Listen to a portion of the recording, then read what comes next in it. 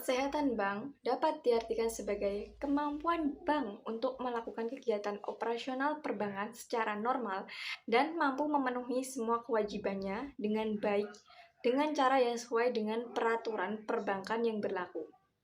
Bank yang sehat adalah bank yang dapat menjalankan fungsi-fungsinya dengan baik.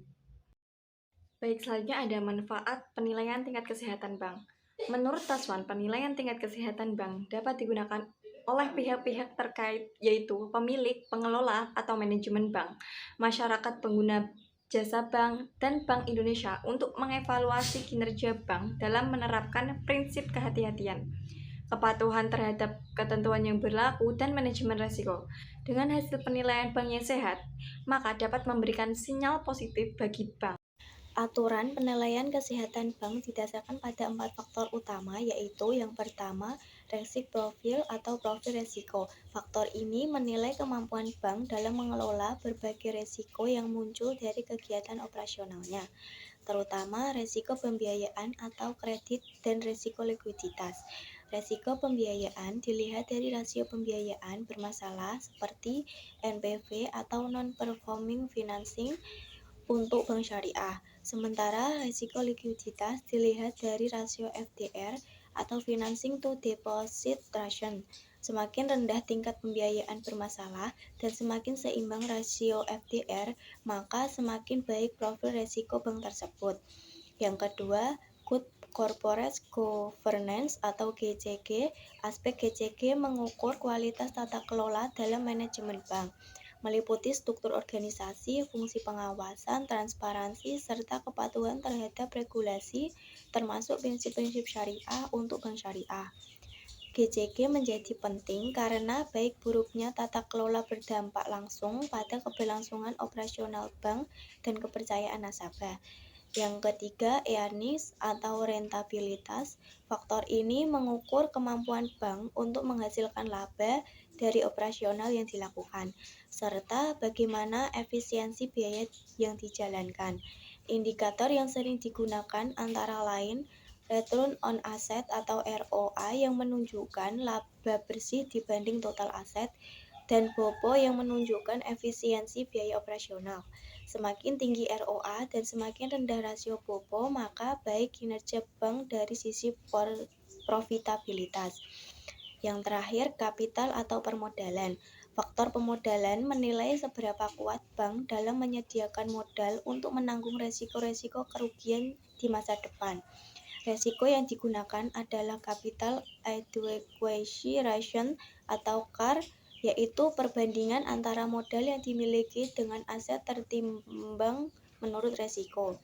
Semakin tinggi nilai CAR, maka semakin aman kondisi permodalan bank karena menunjukkan bahwa bank memiliki buffer yang cukup dalam menghadapi tekanan ekonomi atau kegagalan kredit.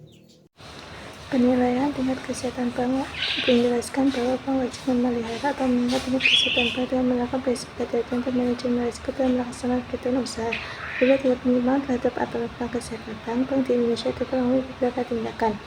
Pertama, ada pemegang saham menambah modal. Yang kedua, pemegang saham mengganti dewan komisaris atau direksi bank. Yang ketiga, bank melakukan kredit atau pembiayaan berdasarkan prinsip syariah yang majad dan memperhitungkan kerugian bank dengan modalnya. Ketentuan aturan penilaian tingkat kesehatan bank.